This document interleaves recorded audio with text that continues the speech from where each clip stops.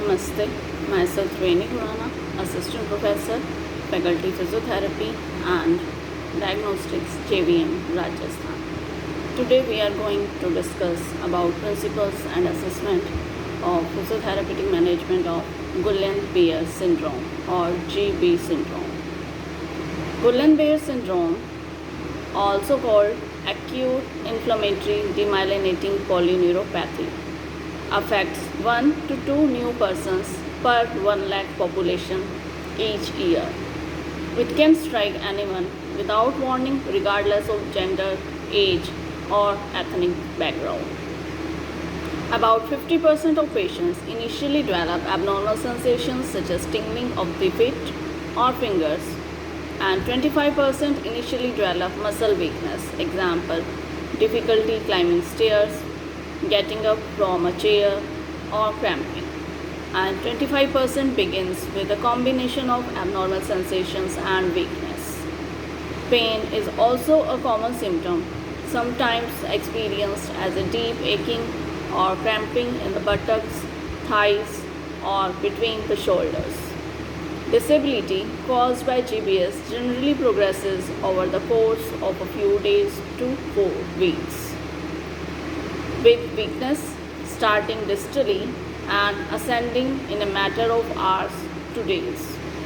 At the peak of the condition's progress, many patients experience flaccid paralysis of nearly all skeletal muscles, with talking, swallowing, and breathing difficulty being affected.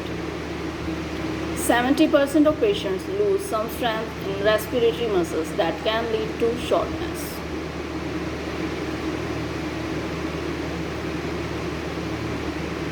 In 1/3 of patients, intubation and a ventilator temporarily become required. Consequently, most newly diagnosed patients are placed in an intensive care unit for monitoring. Plasma exchange or a high dose of intravenous immunoglobulins after Hassan recovery. Corticosteroids are not helpful for GBS but frequently are used to treat CISPDF foundation inflammation. Fortunately, GBS typically is self-limiting, with improvement usually beginning spontaneously after weakness maximizes. The death rate is approximately 3% and the recurrence rate less than 5%. Most patients eventually reach a full or nearly full recovery. Many patients will walk without aid after 3 months and experience only minor residual symptoms by the end of the first year following onset. Nevertheless, recovery can be extremely slow,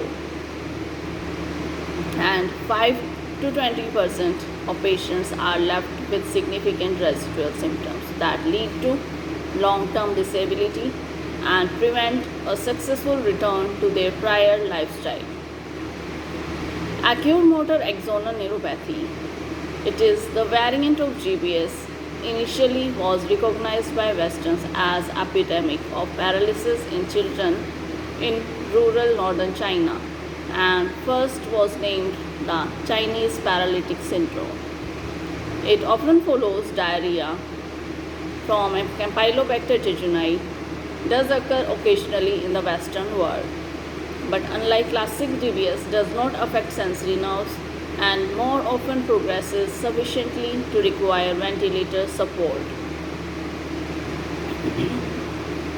Medical management and physical therapy are the same as for GBS. Now, Miller-Fisher syndrome, it named after C. Miller-Fisher, MD, who described the disorder, and it is an uncommon variant of GBS. It consists of the triad of areflexia, external ophthalmoplegia, that is weak eye muscles that causes diplopia, and ataxia. Both the double vision and ataxic gait can contribute to impaired activities of daily GBS. Features of MFS often accompany GBS. Principles of care for GBS also are applicable to this. Chronic inflammatory demyelinating polyneuropathy, that is CIDP.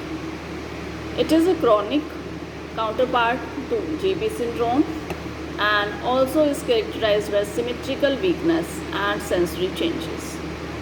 New cases of the condition are rare compared to GBS, that is 1.5 to 3.6 new patients per 1 lakh population each year. But because CIPD can persist for years, there are estimated to be as many as 8 cases per 1 lakh population, or 5 to 9,000 people in US at any one time.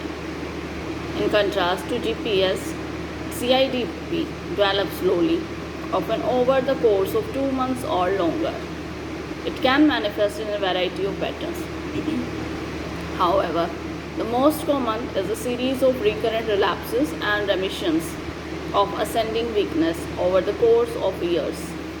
Occasionally, the disorder may run slowly progressive deteriorating course without improvement. Because of its typically slowly progressive nature, CIDP can present symptoms for months or longer before ADLs are impaired and the disorder is diagnosed. Once it is determined that a patient has CIDP, first-line treatment choices are corticosteroids, plasmapheresis, that is plasma exchange, or intravenous immunoglobulin.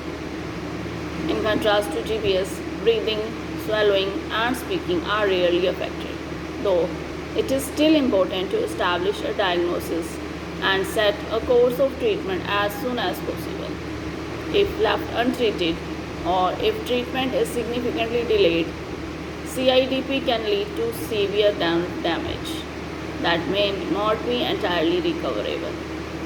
In fact, reinnervation and long-term disability rates are worse for patients with CIDP than for those with GBS, with the likelihood of progression and recurrence being much higher. Now, what is multifocal motor neuropathy, MMN? It is a rare chronic inflammatory neuropathy characterized by episodes of right or left-sided asymmetric distal limb weakness of upper more often than lower limbs. Thus, weakness may occur at the wrist, finger, or ankle and reflects inflammation. GBS of the motor nerves with slowed conduction. The disorder can extend over 2 to as long as 20 years or more. Nerve conduction test with selective nerve mappings aids the diagnosis. Because of its slow and variable presentation, it may not be recognized readily. Over time, ongoing weakness may lead to muscle atrophy. Fasciculations may occur. Treatment with intravenous immunoglobulin is usually beneficial but not plasma exchange or corticosteroids. Various immunosuppressive drugs have been tried with variable benefits. The principles of occupational therapy and physiotherapy care for GBS and CIDP as same apply to MMN. The plan of care should be customized to the individual patient's disability. Orthotics may be indicative to compensate for distal weakness. Now, what is the patient's feeling? In order to maximize the impact of plan of care on patient's prognosis, it is important to understand that their emotions frequently will override reason. Now, when first meet the patient, likely will have thoughts such as, will I ever walk again, and when will I get back to normal, or will I so and so. Even when it is time to be discharged from services, they likely will be asking themselves, will this ever happen to me again? Now, the therapist always should be encouraging and hopeful regarding the patient's recovery without making promises about the degree of recovery or time frame. It can, however, be said with confidence that the vast majority of patients return to some level of independence.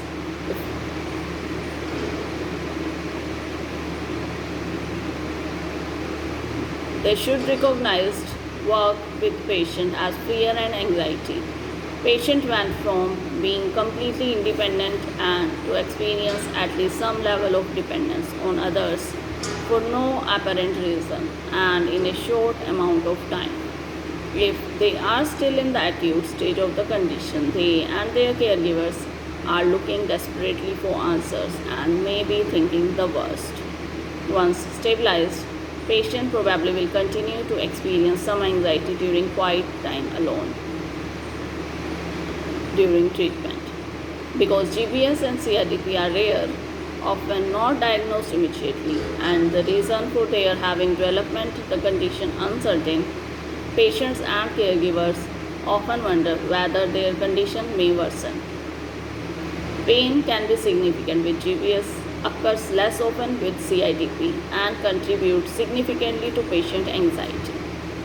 As sensory nerves begins to heal and grow back, the sensitive regenerating axons impulsively generate abnormal signals that can be exacerbated by weight bearing and exercises. Abnormal sensations, which usually occur distally in the feet and hands, can be difficult for the patient to describe but often interfere with daily activity. Many GBS survivors report increased sensitivity to light touch. It is not uncommon to hear comments such as, "I can feel my fingerprints," or "the wrinkle in the bedsheet is excruciating." CIDP patients can experience lightning bolts of pain shooting from their lower and upper extremities.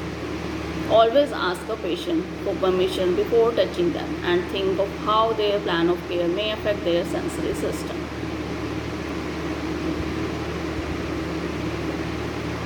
Medical bills quickly accumulate at the same time that income and benefits diminish. Many patients also demonstrate at least a period of low motivation toward participation in their plan of care, especially the home programs, as they realize that their recovery is not always directly related to their personal efforts. This understanding is discouraging and can lead to apathy and depression. Greatest tool is active involvement of patient in their plan of care must. Unless they can get past their feelings of fear, anxiety, guilt, it will be very difficult to move forward. The best way to help patients conquer these challenges is to let them know that they are not alone.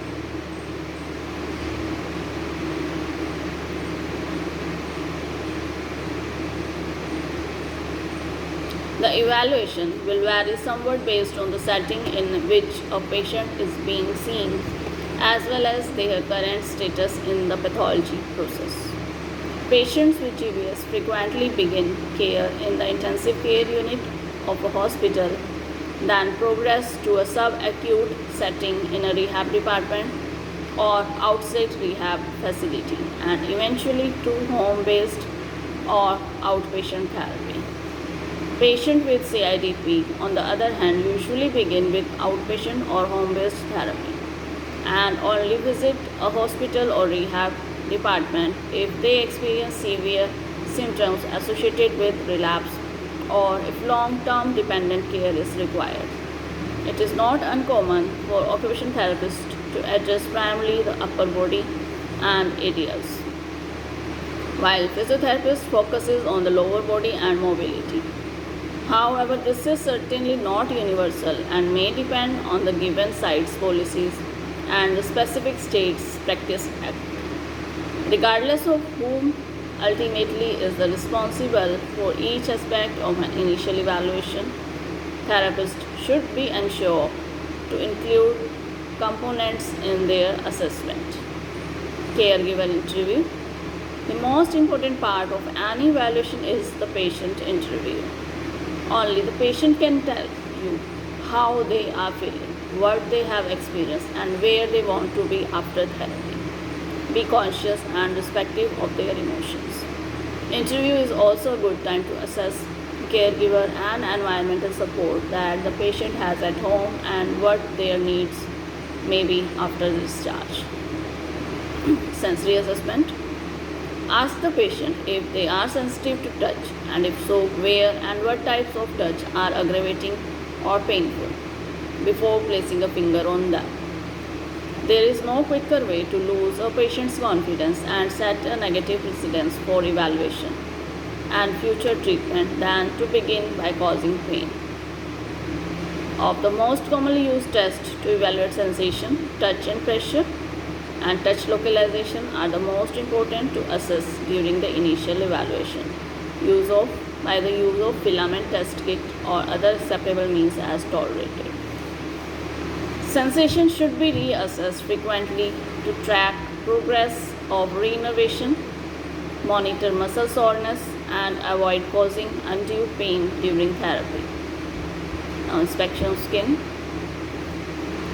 After asking the patient for consent and explaining what you will be doing, and check their skin for lesions or pressure spots. The skin over bony prominences such as heel, sacrum, hip is particularly susceptible to breakdown. If a patient is independently mobile, sufficient cognizant, and has already been performing skin inspections, their report alone may be sufficient. Joint range of motion. Pay particular attention to the ankle, knee, hip, especially if the patient has spent a lot of time sitting or confined to the wheelchair. Foot and wrist drop are not uncommon and may require bracing or splinting to prevent contractures. If joint contracture is suspected, measure passive range of motion with a goniometer to guide stretching exercises. MMT grades of 0 to 5 commonly are used to assess muscle strength. If patient is unable to move a defined body part independently against gravity reduced or eliminated positions may be used. If patient exhibits at least grade 3, the therapist can apply manual resistance to determine higher grades. Consider assessing grip and pinch grip strength via dynamometer or pinch pose respectively through functional testing. Functional testing, depending on the findings from the previous measures, mat mobility, transfers, self-care tasks, and other functional tasks related to the patient's work or leisure activities may be assessed during the initial evaluation. Now, what about mobility? If a patient functionally mobile, a brief gait or wheelchair assessment or observation may be performed. However, take care to assure that patient is not already exhausted from the previous activities. The mobility assessment may be postponed until the beginning of the next session. In addition to the preceding assessments and in accordance with the patient current status, the following areas also may be evaluated. Example: respiration, test with a handheld monitor or spirometer. Vital capacity and inspiratory force or effort are measures of diaphragm strength frequently used to gauge breathing status of GBS patient. DVT. It is a firm, tender, and warm or swollen cough. Raises suspicion of DVT. Use the patient's history or a venous to plex ultrasound study to guide the differential diagnosis of DVT. Autonomic dysfunction. The patient reports dizziness. Consider obtaining a blood pressure and heart rate while supine and then standing to identifying orthostatic hypotension. Endurance. Patient should not be tested to exhaust since recovery from fatigue can take some time and will delay the rehab process. When the patient begins to show early signs of fatigue during the assessment and adjust or discontinue the activity accordingly. Now, what about treatment after evaluation? The principal goals of therapy are to help patient to achieve optimal muscle use at a tolerable pain level as nerve supply returns, and use supportive equipment and other functional adaptations to help patients with residual impairments to resume an activity level that is as close to their previous lifestyle as possible. Therapy does not facilitate nerve repair. However, it does help the recovering patient to return optimal use of muscles as the nerve heal and innervation improves. Every person with GBS or CIDP or other variants responds differently to the physical manifestations of his or her condition as well as pharmaceutical or therapeutic or rehab interventions. Consequently, it is essential to keep in mind that the body only will do what it is capable physically of doing, regardless of the expectations of the patient or therapy staff. Use a safety first approach by teaching your patient to perform only activities he can do safely. In acute stage, during the acute phase of GBS or an exacerbation of CIDP, a patient may not tolerate or be unable to participate in any active movement, although the condition still may be worsening at this point and care may be more medical than rehabilitative. Still play important role. Initially, your plan of care likely will be more consultative in nature, with patient participation being mostly passive during direct treatment. Include provide patient and caregiver with education and training for the prevention of contractures, DVT and bed sores, as well as proper positioning and expected course of future rehabilitation. To this end, advise the patient and their caregivers avoid prolonged hip and inflection, change position at least every 2 hours in bed, and perform regular pressure reliefs when sitting. Support weak upper extremities with armrest, a wheelchair tray or pillow to prevent stretching of shoulder muscles and joint tissues. Educate yourself about patient's home life, work demands, recreational interests and support systems in order to customize plan of care. Anticipate the need for assistance device and other adaptive equipment or technology and be prepared to train the patient and caregiver in their use. Use gentle passive range of motion to reduce the risk of contracture and DVT. Introduce breathing and cupping exercises to maintain good airway exchange. Communicate clearly with the patient before and during any physical interaction. Recovery. As the patient begins to recover sensation and motor control, exercises may be progressed from passive to active assisted range of motion. Initially, active movement should be performed at low repetition and resistance with frequent rest breaks.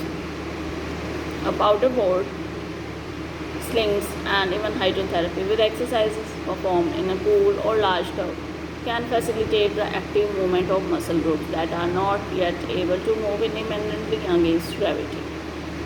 It is essential to have the patient move on their own as soon as possible without exercising to fatigue in order to help reduce the progression of disuse atrophy and other complications. The no pain, no gain philosophy should not be applied. Exercising to exhaustion will delay recovery without benefiting the patient. Rather, approach your plan of care in the manner: expand activities gradually, increase repetitions before resistance in order to avoid injury to muscle, tendon, and joints. Use PNF techniques. Teach energy conservations, that is pacing and breaking tasks into steps. Train caregivers in proper body mechanics for transfer positioning to decrease the risk of injuries to themselves and the patients. Once sufficient active movements has returned, therapy sessions should begin to focus on the patient's ability to perform daily activities. Whenever possible, practice activities should be real world. Working on cones and backboards with an occupational therapist does not approximate the realistic demands of a patient who needs to bring a spoon to his or her mouth without spill.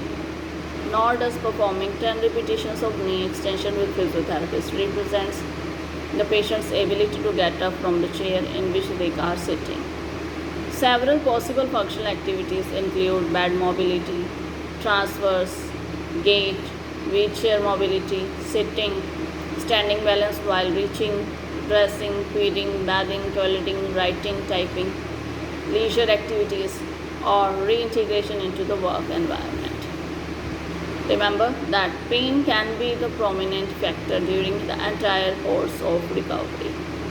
Most problems with sensation resolve over time. However, persistent pain may require treatment via various therapeutic modalities. It is important to note that what may be conforming to one patient and may cause discomfort or pain to another. So, plan multiple rest breaks during therapy if fatigue occurs. Exercising to exhaustion will require recovery time that delay resumption of therapy. If complaints of increased fatigue last more than 12 to 24 hours, then the patient probably has worked too hard. Establish a home program that fits the patient's current activity level as soon as they may have demonstrated a thorough understanding of the exercises. Assure that they are aware of the increased risk of falling as a result of decreased strength. Provide a variety of additional activities that promote growth and mind motor skills and sensory stimulations outside of therapy.